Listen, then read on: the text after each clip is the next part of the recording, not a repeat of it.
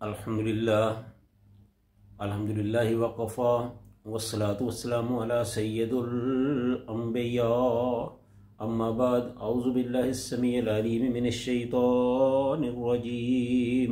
बिस्मिल्लाहिर रहमानिर रहीम व इज़ा मस्सन्नासु ज़ुर्रुन दअू रब्बहुम मुनीबीना इलैहि सुम्मा इज़ा अज़ाक़हुम मिन्हु रहमतन इज़ा फ़रीक़ुम मिन्हुम बिरब्बिहिम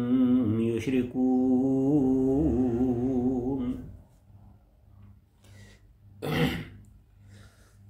हर किस्म की हम्द व सना अल्लाह रब्बुल आलमीन के लिए जो सारे जहानों का खालिक व मालिक और परवरदिगार है। लाखों करोड़ों दुरूद सलाम आमिन दिलाल पैकर हुस्न जमाल साहिब शरफ़ व कमाल पैगम्बर बेमिसाल सैयदुल मुरसलीन अकरमुल अव्वलीन हज़रत मुहम्मद रसूलुल्लाह सल्लल्लाहु अलैहि व आलिहि वसल्लम की ज़ात अक़दस पर। इससे पहले जो आयात गुज़री हैं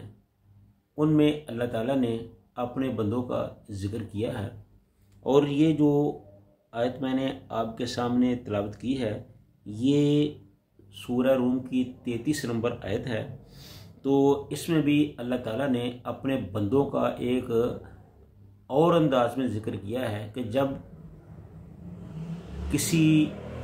इंसान को तकलीफ़ पहुंचती है तो फिर वो अपने अल्लाह की तरफ रुजू करता है, और जब अल्लाह ताला उसकी तकलीफ़ को रफ़ा कर देता है, अपनी रहमत उस पर करता है, तो फिर वो अल्लाह की शुक्रगुजारी करने की बजाय फिर वो अल्लाह के साथ दूसरों को शरीक करने लगता है कि ये तो जो कुछ भी हुआ फ़लाँ बुज़ुर्ग का फ़ैज़ है, फ़लाँ बुद्ध का जो फ़ैज़ है उसकी वजह से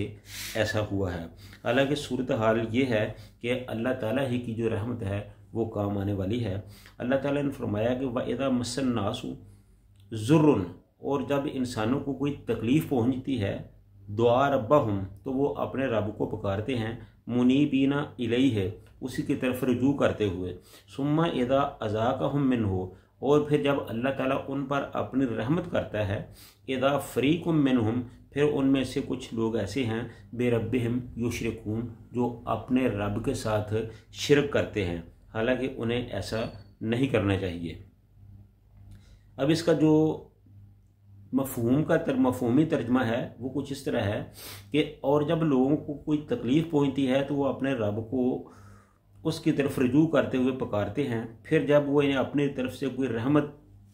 नाज़िल फरमाता है, उन पर कोई रहमत नाज़िल करता है, तो अचानक उनमें से कुछ लोग अपने रब के साथ दूसरों को शरीक ठहराने लगते हैं। ये था इस आयत का तर्जमा। अब इस आयत की जो तफसीर और जो तशरीह है वो मुख्तसरन अंदाज में आपके सामने पेश की जा रही है कि वइज़ा मस्सन्नासु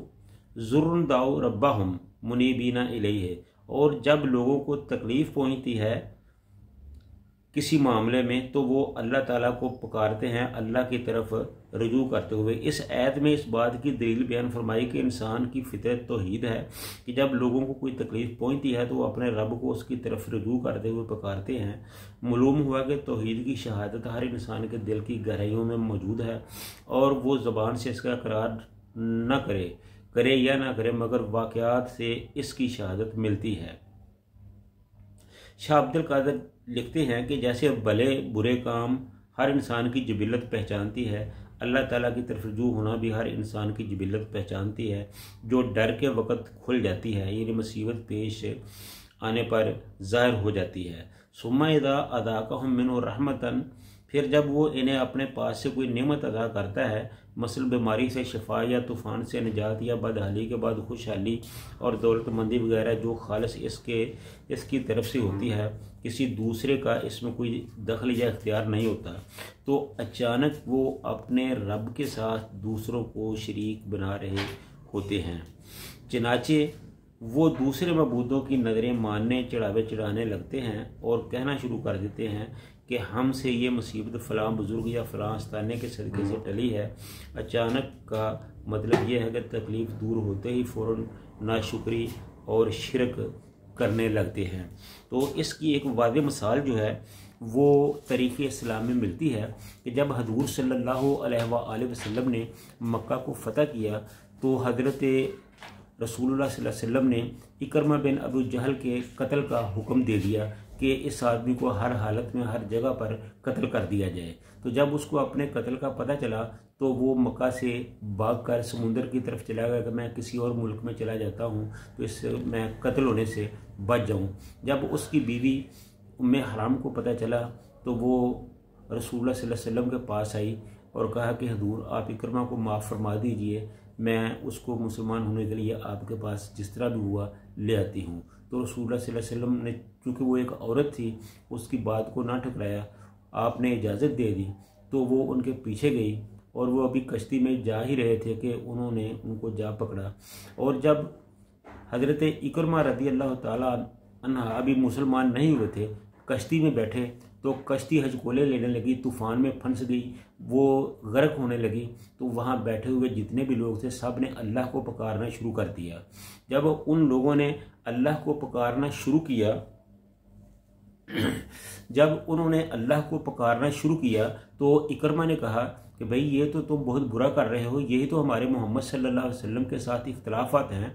कि हम उनके रब को नहीं मानते। अगर तुमने उनके रब को ही पुकारना है तो फिर हमारी उनसे लड़ाई कोई नहीं है, फिर उनसे लड़ाई का क्या मकसद है। तो इकरमा ने जो कहा उसको एक शायर ने अपने ज़बान हाल से ये शेर कहे हैं, फरमाते हैं कि कहंदा इकरमा अपने साथियां नूं तुसी एक ही जुल्म गुजार दिओ, जिदे नाल सारी उमरां वैर रखिया ते उदे रब नूं क्यों पुकार दिओ, जेड़ी गल पिछे उदे नाल रहे लड़दे अज ओही गल नतार दिओ, हुन सदो हालात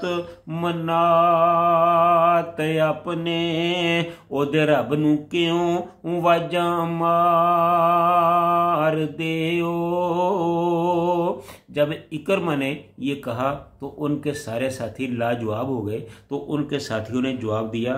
कहा साथियां ने उथे इकरमा नूं इथे कोई नहीं हो कम आउण वाला,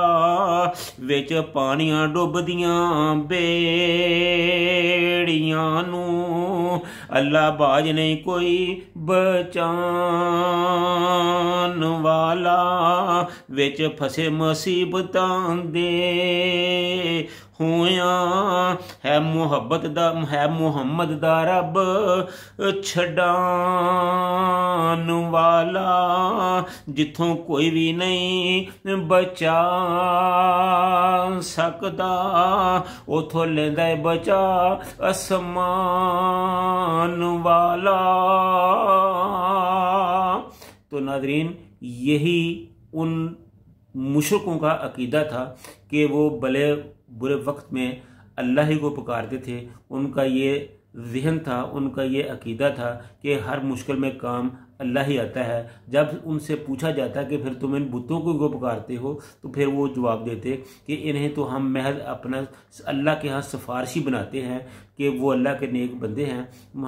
हम उनके साथ गुजारिश करें, उनके सामने गुजारिश करेंगे तो वो हमारी गुजारिश को आगे अल्लाह तक पहुँचा देंगे। तो ये मुशरिकीन का अकीदा था। तो अल्लाह ताला हम सब को इस अकीदे से महफूज रखे और कुरान और सुन्नत पर अमल करने की तौफीक अता फरमाए। व आखिरु दावाना अनिल हम्दुलिल्लाहि रब्बिल आलमीन।